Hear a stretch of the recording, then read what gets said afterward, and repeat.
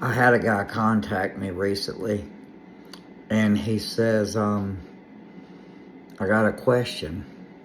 I really think my ex is about to try to come back. He had his reasons, somebody she had talked to or something. And I said, well,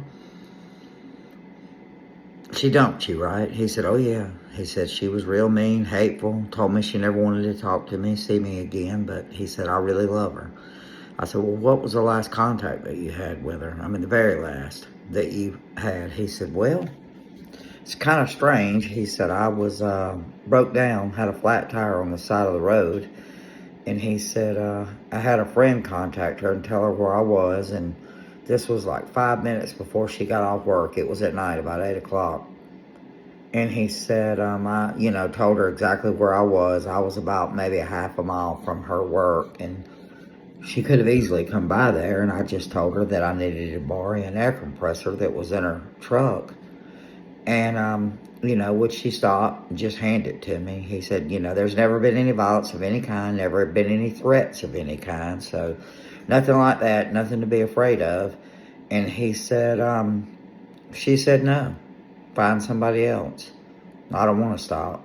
I said, so she just drove on by and you're disabled, 8 o'clock at night, flat tire, and all you wanted her to do was hand you an air compressor. Not take you anywhere, just hand you an air compressor to pump up your spare. He said, yeah. I said, and you're questioning whether or not you should take her back? I said, are you out of your friggin' mind? Seriously? You would give up your soul for this woman, and she would not even hand you an air compressor out the window. I said, dude, you gotta shake this. I said, there's something wrong. And, in one way or another, I hear this a lot. Guys just love with everything that's in them. With their hearts, their souls, their minds, they love forever. So, y'all have gotta shake this.